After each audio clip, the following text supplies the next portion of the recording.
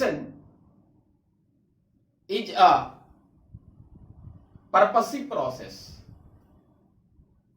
शिक्षा एक शो उद्देश्यपूर्ण प्रक्रिया है. इसके आगे एजुकेशनल साइकोलॉजी, शिक्षा मनोविज्ञान. What I said? Educational psychology. Educational psychology.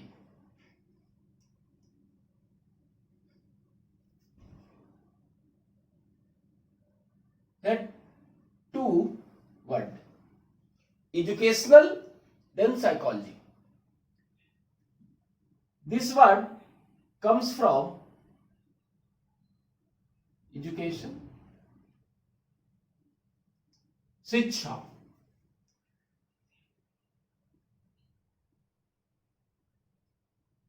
अब what do you mean by education? अभी मैंने कहा कि शिक्षा एक सो उद्देश्यपूर्ण प्रक्रिया है, लेकिन वो उद्देश्यपूर्ण प्रक्रिया है, वो प्रभावशाली कैसे बनेगी? तो कहा गया एजुकेशन मीन्स, ध्यान दीजिएगा, modification of behaviour. Modification of behaviour, व्यवहार का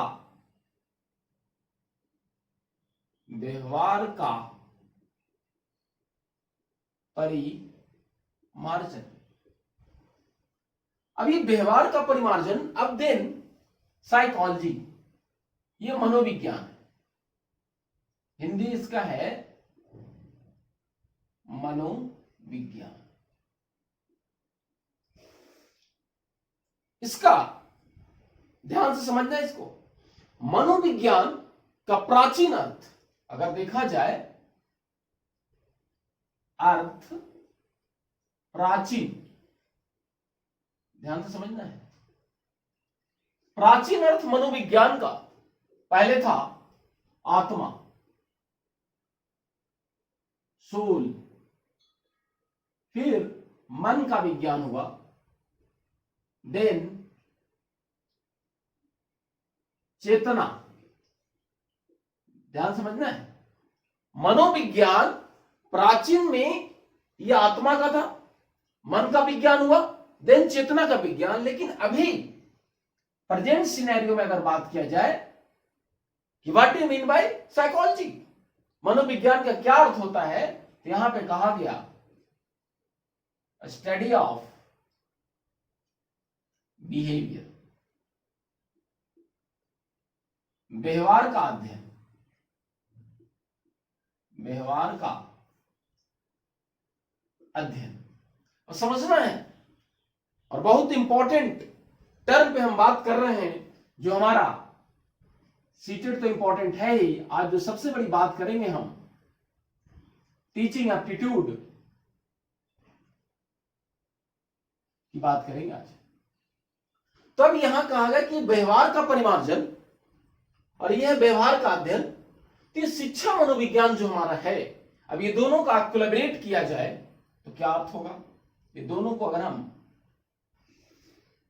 ये दोनों को कोलैबोरेट करें तो क्या होगा? Study of behaviour, study of behaviour to modify it. क्या कर सकते हैं? Study of behaviour in educational setting.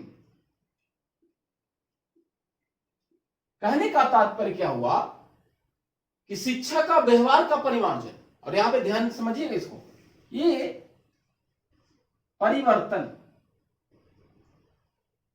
और ये है परिमार्जन. मैं बात कर रहा हूं परिमार्जन की. परिवर्तन जो होगा ये हमारा सकारात्मक और नकारात्मक, बट परिमार्जन ऑलवेज पॉजिटिव में आएगा, पॉजिटिव, सकारात्मक, सकारात्मक।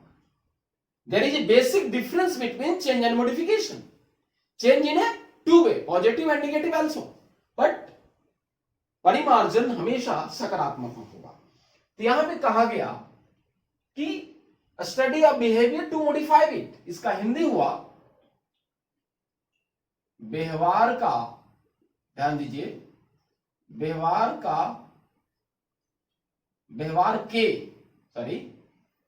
व्यवहार के परिमार्जन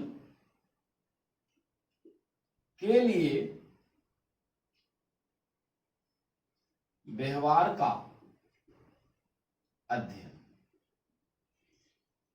तो हम लोग बात कर रहे हैं एजुकेशन साइकोलॉजी, और यहां पे क्या हुआ कि शैक्षिक परिस्थितियों में व्यवहार का अध्ययन करना। इसका अर्थ क्या होगा हिंदी, शैक्षिक स्थितियों में व्यवहार का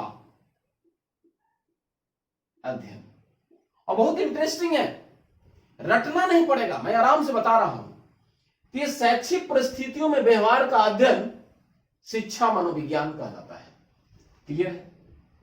और अच्छे से अर्थों से समझे कि अब ये मनोविज्ञान जो कहा गया कि व्यवहार का अध्ययन है, तो मनोविज्ञान में जो हमारा नियमों है, सिद्धांतों, परिणामों,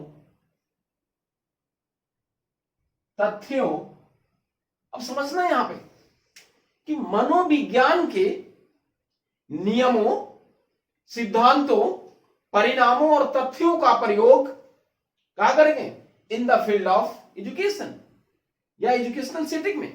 ध्यान से समझिए। दूसरा अर्थ हम कह रहे हैं कि एप्लीकेशन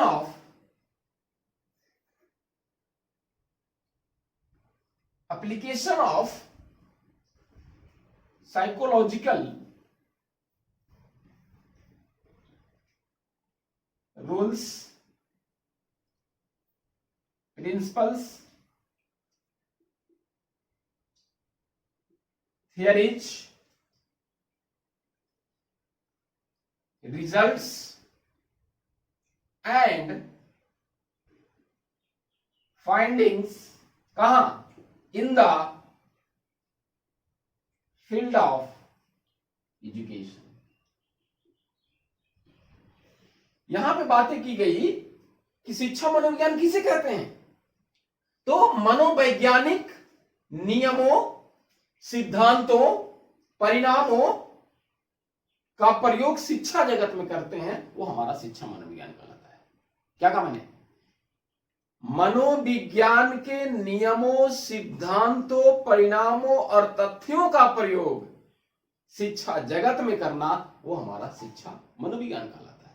और अच्छे से समझे हम लोग, या कह सकते हैं द प्रोसेस ऑफ, ध्यान दीजिए, द प्रोसेस ऑफ एक्वायरिंग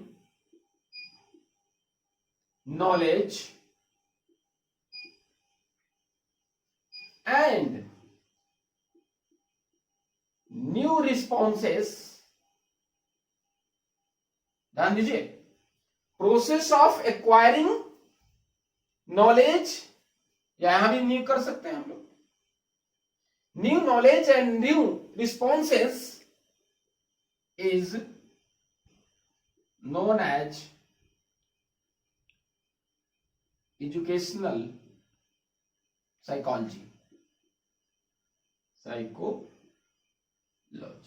कहा गया कि नई क्या करना, ज्ञान, और यहां पे दो बातें आई, ज्ञान और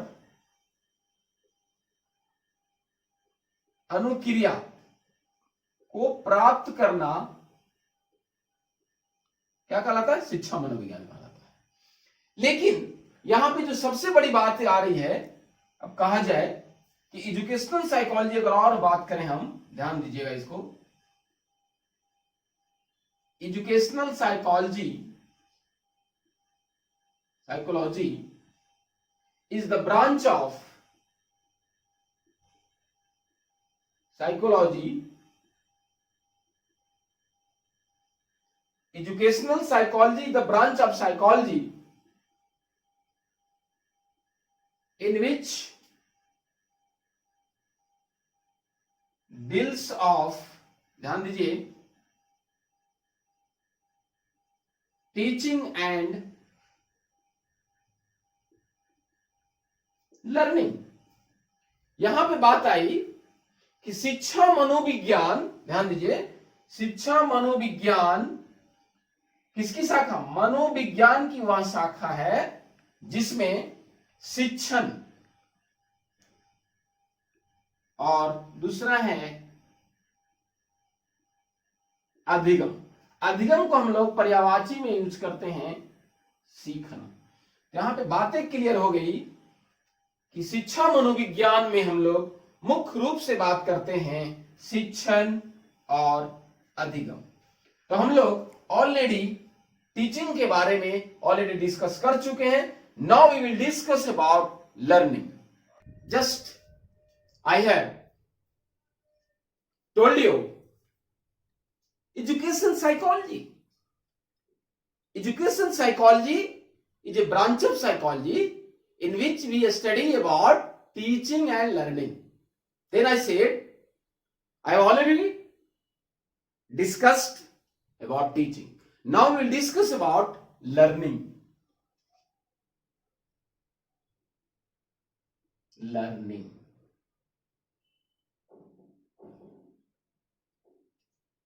हिंदी है सीखना, या हम लोग बात करें अधिगम। बहुत ही इंपॉर्टेंट टर्म है ये, ध्यान से इसको समझिएगा। और खास करके ये दोनों शिक्षण योग्यता जो स्टेट में आती है, विभिन्न प्रकार की शिक्षक पात्रता परीक्षा में आती है, ये बहुत इंपॉर्टेंट है।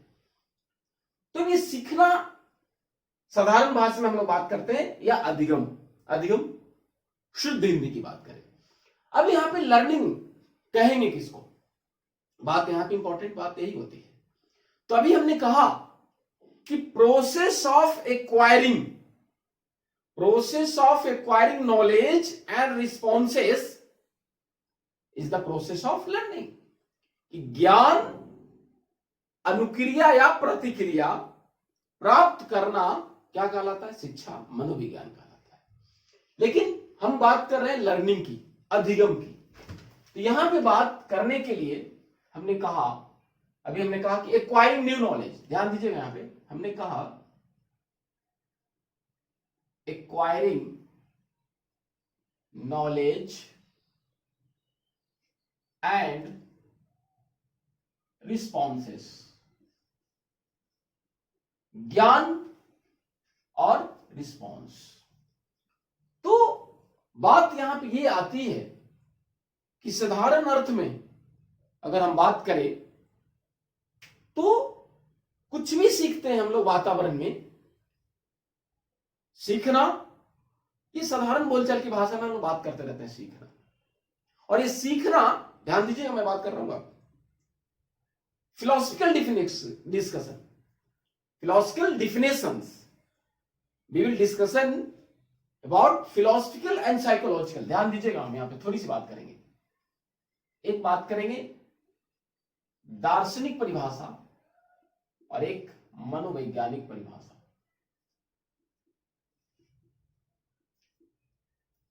लेकिन सबसे ज्यादा प्रभावी तो ये होगा। लेकिन कहा कि दार्शनिक क्या है? लर्निंग के बारे में कहा गया,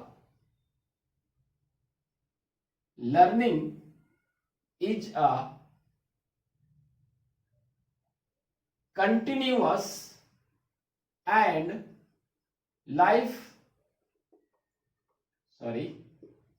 lifelong process। अब यहां पे क्या कहा गया कि सीखना जो है हमारा, ये क्या है? सतत और जीवन पर्यंत चलने वाली प्रक्रिया है। अब यहां पे थोड़ी सी अस्पष्ट है कि जीवन भर हम लोग जब से जन्म लेते हैं, पृथ्वी पे आते हैं और मरते दम तक इससे सीखते हैं। तो क्या सीखते रहे हम लोग? क्योंकि किसी भी जॉब का एक क्राइटेरिया होता है, वही एज तक आप उसको अप्लाई कर सकते हैं। अब यहां पे बात क्या है, मनोवैज्ञानिक परिभाषा की अगर बात करें अधिगम की, तो यहां पे कहा नॉलेज। ये जो हमने कहा, ध्यान दीजिए यहां पे, नॉलेज, ये ज्ञान। तो ये जब हमारा ज्ञान आएगा, वस्तुओं या व्यक्तियों या विषय प्रकरणों पर कुछ समझ आएगी, तो हमारा ज्ञान आएगा, है ना बात। लेकिन ये ज्ञान अस्थाई चाहिए या अस्थाई चाहिए? ध्यान दीजिएगा यहां पे मैंने कहा अस्थाई या अस्थाई। तो सबसे बड़ी बात ये हो गया परमानेंट, परमानेंट, और यह है टेम्पोररी, टेम्पोररी। ध्यान दीजिएगा यहां पे, हम इसी से आगे निकलेंगे। तो कहा कि ज्ञान अस्थाई ज्यादा जरूरी है अस्थाई? तो क्लियर होगा कि अस्थाई जरूरी है, ठीक है।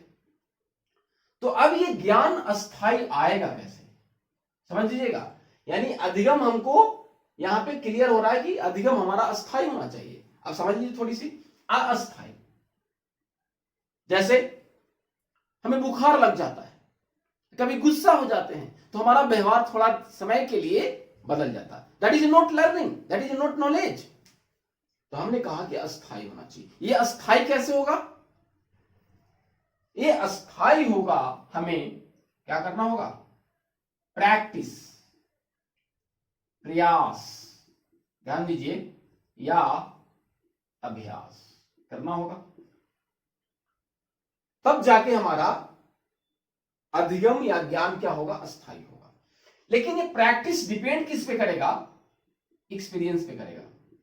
ध्यान दीजिएगा, एक्सपीरियंसेस, अनुभव, ठीक है। या हम कहें training,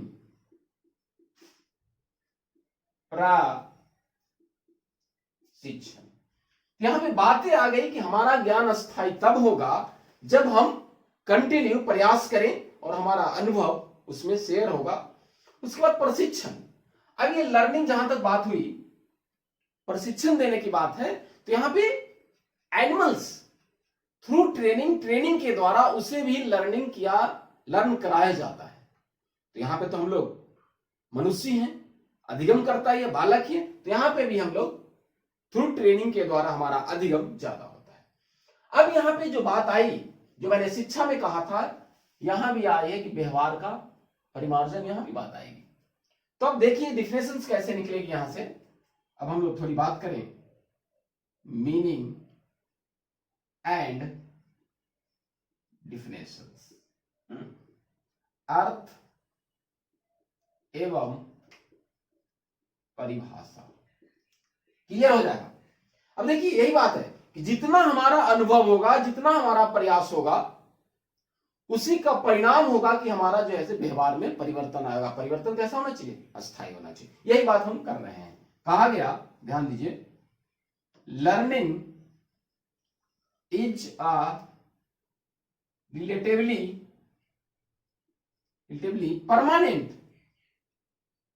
permanent change in behavior that occurs as a result of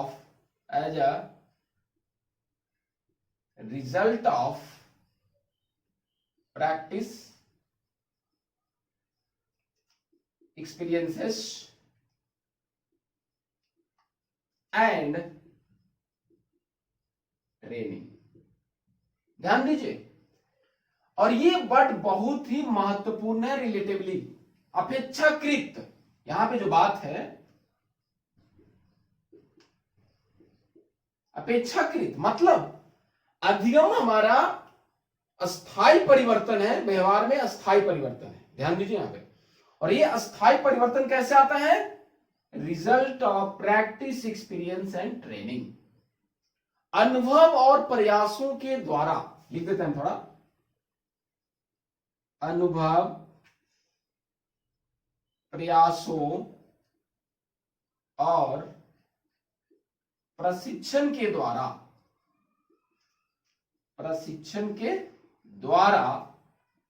व्यवहार में कैसा परिवर्तन, अस्थाई परिवर्तन क्या कहलाता है, सीखना, या हम कहें अधिगम कहलाता है। क्लियर हो गई। अब देखिए हमने कहा कि जितना अनुभव, प्रयास और प्रशिक्षण, सपोज कंप्यूटर पे टाइपिंग करते हैं तो स्टार्टिंग टाइम में जो हमारा टाइपिंग का स्पीड होगा, प्रतिदिन हम प्रैक्टिस करेंगे उंगलियों के द्वारा, तो क्या होगा, एक समय ऐसा आएगा कि हमारा जो अगर 25 वर्ड पर मिनट होगा तो ये हमारा 30 या 35 मिनट्स बढ़ेगा। कैसे बढ़ेगा, थ्रू प्रैक्टिस, एक्सपीरियंस या ट्रेनिंग के द्वारा ही हमारा बढ़ेगा। अब देखिएगा, बहुत दूसरी जो बात करेंगे हम, बहुत आराम से बात करेंगे, दूसरी डिफिनेशन आएगी। ये जो मैंने कहा कि अभी ज्ञान, ये ज्ञान हमारा जो प्रभावी कैसे होगा, तो हमने कहा कि ज्ञान जो बात आएगा ये कैसे आएगा, हैबिट से आएगा, आदत। क्योंकि हमें जो पढ़ने की आदत नहीं है, वो आदत को डालने के लिए, ज्ञान को हासिल करने के लिए हमें आदत में बदलाव लाना होगा, आदत में सुधार लाना होगा। क्या कह रहे हैं, सुधार। और जैसे ही आदत में सुधार लाएंगे हम, तो ये हमारे मन से ये निकल जाएगा कि वो पढ़ते से याद नहीं होता है। हमारे दिमाग में पहले अवधारणा था, ऐसा बन गई कि हम पढ़ते हैं याद नहीं होता है। तो याद क्यों नहीं हो रहा है, आप अपनी आदत को बदलो, प्रैक्टिस करो, उसको पढ़ो, लिखो बार बार, अगेन एंड अगेन। तो निश्चित है कि जो हमारा पहले का जो दिमाग में बैठा था कि याद नहीं हो रहा है, तो कैसे याद हुआ, तो कहने का मतलब हमारा दूसरी बात यहां पे आ रही है, एटीट्यूड की बात, अभिवृत्ति। अभिवृत्ति ध्यान से समझिएगा, एक मैंने कहा ज्ञान, दूसरा आदत, और तीसरी बात मैंने कहा एटीट्यूड, अभिवृत्ति। अभिवृत्ति का तात्पर्य है किसी भी व्यक्ति या वस्तु के प्रति नकारात्मक और सकारात्मक सोच। अभी हमको क्या था कि हम टॉपिक पढ़ते हैं, याद नहीं होता है, आपको कैसे याद हो जाता है, ऐसा नहीं है।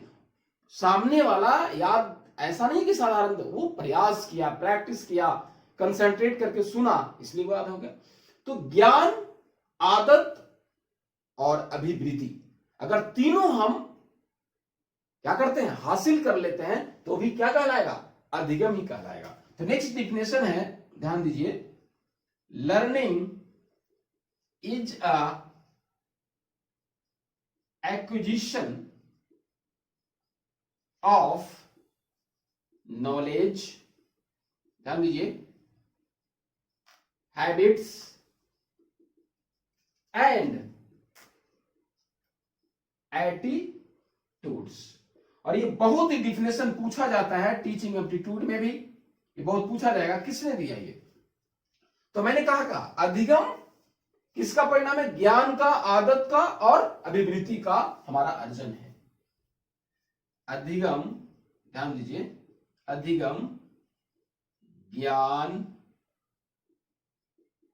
आदत और अभिवृत्ति का क्या है, अर्जन है। तो ये डिफिनेशंस आप कभी रटिएगा मत, याद नहीं, रटने की जरूरत नहीं है, क्योंकि हमने कहा कि ज्ञान लाने के लिए हमको आदत में सुधार लाना होगा। आदत जैसे ही हम बदले तो हमारा एटीट्यूड बदल गया। तो हमने अभी दो डिफिनेशंस देखा, एक मैंने बताया क्या, learning is permanently change in behaviour, अधिगम अनुभव और प्रयास के द्वारा व्यवहार में अस्थायी परिवर्तन, अनुभव और प्रयास के द्वारा। दूसरी बात मैंने कहा कि अधिगम ज्ञान, वन मोर, आदत, अभिवृत्ति का अर्जन है। लर्निंग का मीनिंग और डिफिनेशंस देखा, जिसमें बहुत इंपॉर्टेंट वर्ड दोनों में था, दोनों डिफिनेशंस में। एक अस्थायी परिवर्तन और दूसरा मैंने कहा कि जब हम ज्ञान, आदत और अभिवृत्ति अर्जित कर लेते हैं तो भी अधिगम कहलाता है। लेकिन जो सबसे बड़ी बात है वो अभी ध्यान देने वाली बात है कि अधिगम बालक के द्वारा हो या मेरे द्वारा हो। अगर देखा जाए टीचिंग एंड लर्निंग, तो learning is to most important. जब तक हमारा अधिगम नहीं होगा तो टीचिंग भी प्रभावशाली नहीं होगा। तो कहा जाए, यह भी बात आ रही है कि एक शिक्षक क्या करे कि अधिगम करता जो सीखे उसका ज्ञान अस्थायी हो। अभी मैंने कहा अस्थायी हो, तो इसका आंसर यही होगा कि बालक की सक्रिय रहकर ज्ञान का निर्माण कराएंगे हम। सक्रिय रहकर डिस्कशन के द्वारा, डिबेट के द्वारा जब वो बातें रखी जाएगी, उसके द्वारा विचार रखा जाएगा, हम अपनी विचार रखेंगे, तभी ये बातें आएगी, तो भी अधिगम ही कहलाएगा। तो कहा गया, देखिए ध्यान से, learning is a process of, ध्यान दीजिए, learning is a process of construction of knowledge, construction of knowledge. अधिगम क्या है? ज्ञान निर्माण की प्रक्रिया है। अधिगम ज्ञान निर्माण की प्रक्रिया है। अब ये जो ज्ञान निर्माण है ये बहुत ही इंपॉर्टेंट है, खास करके ये दोनों। कि आखिर ज्ञान के निर्माण कैसे? तो ज्ञान के निर्माण कैसे होगा? सक्रिय सहभागिता के द्वारा। और ये ज्ञान निर्माण की जो प्रक्रिया है, ये डिफिनेशन एनसीएफ 2005 के अनुसार भी यही बात है, या कहें हम कंस्ट्रक्टिविज्म, कंस्ट्रक्टिविज्म, संरचनावाद। अब यहां पे बहुत इंपॉर्टेंट बात होती है कि संरचनावाद के अनुसार अधिगम क्या है। तो संरचनावाद के अनुसार अधिगम ज्ञान निर्माण की प्रक्रिया है। अब यहां पे कहा गया कि कैसे होगा, स्वयं ज्ञान का निर्माण कैसे करेगा। तो यहां पे रोल ऑफ टीचर बताया गया कि क्या होगा? फैसिलिटेटर होगा, सुविधा जनक, या कहे सुगम करता। ध्यान दीजिएगा, ये बहुत सवाल पूछा जाता है।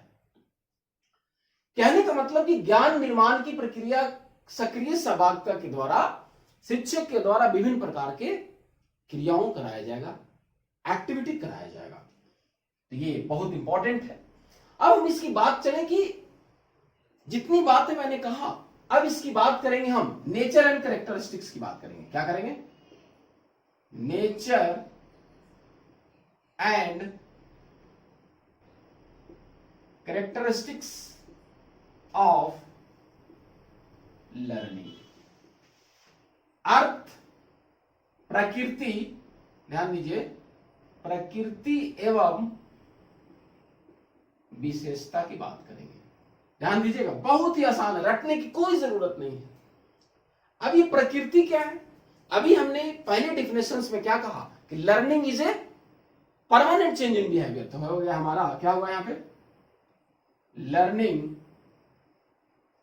इज चेंज इन बिहेवियर, व्यवहार में परिवर्तन। और ये परिवर्तन कैसे भाई? ये हमारा क्या होगा? परमानेंट होगा, परमानेंट होगा, अस्थायी होगा। ये इसकी प्रकृति हुई। और अगर हम बात करें कि आखिर ये अस्थायी परिवर्तन होगा कैसे? कैसे होगा? Through practice, experiences and training.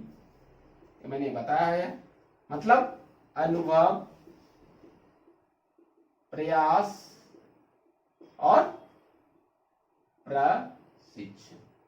अब आगे बात करें हम आखिर इसकी और नेचर क्या हो सकती है।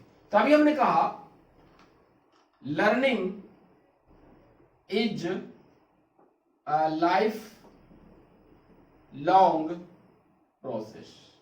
क्या है? जीवन पर्यंत चलने वाली है, जीवन पर्यंत चलने वाली प्रक्रिया है।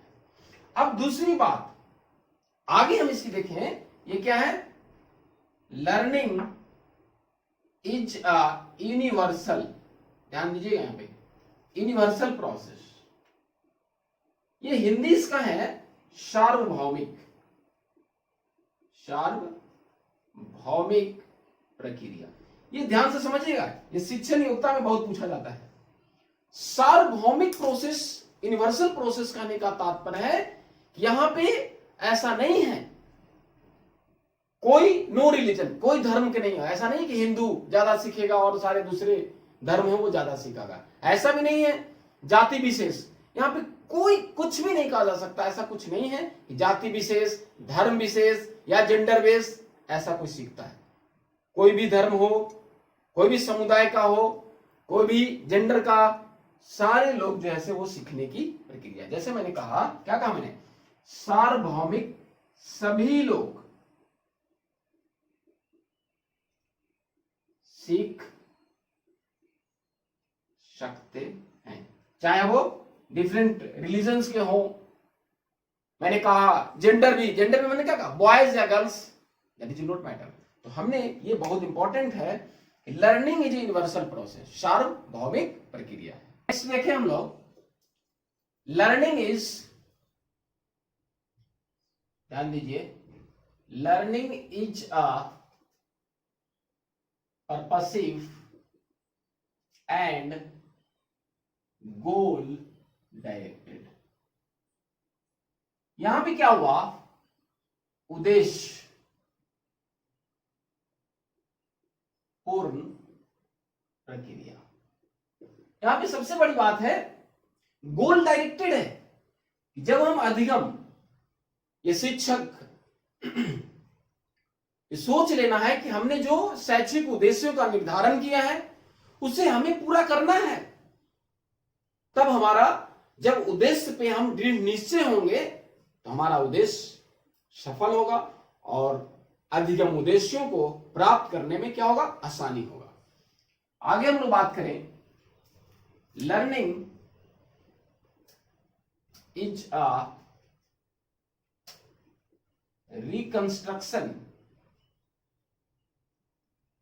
Reconstruction of experiences. अनुभवों की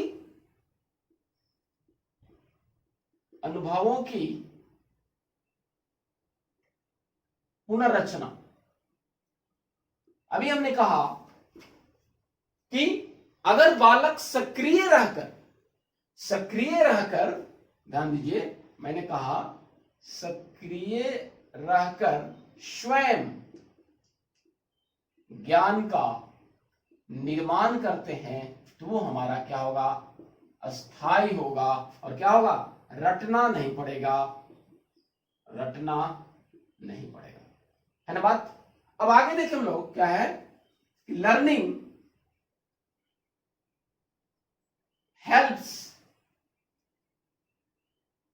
इन proper growth and development। अधिगम क्या होता है? वृद्धि और विकास में,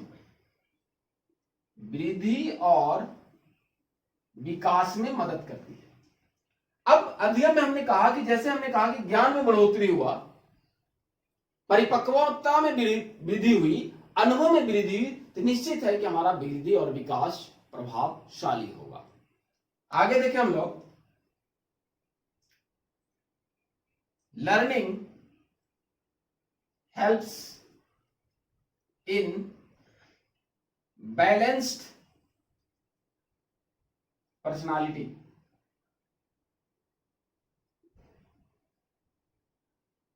पर्सनालिटी, व्यक्तित्व के विकास में, व्यक्तित्व के विकास में अधिगम एक प्रभावशाली, जब अधिगम हमारा प्रभावशाली होगा, उद्देश्य हमने जो निश्चित किया है अगर वो प्राप्त कर लेते हैं, जैसे कोई टॉपिक ही है हम पढ़ा रहे हैं आपको, अगर वो समझ में आ जाता है, एक चेहरे पे मुस्कान आ जाती है, अच्छा समझ में आ गया, पहले से नहीं समझ में आ रहा था, बहुत रटना पड़ रहा था, ये बात है।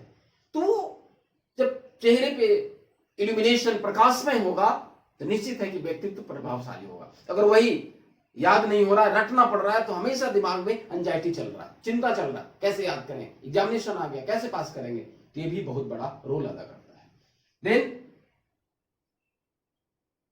लर्निंग हेल्प्स इन, ध्यान दीजिएगा, attainment of goals and objective,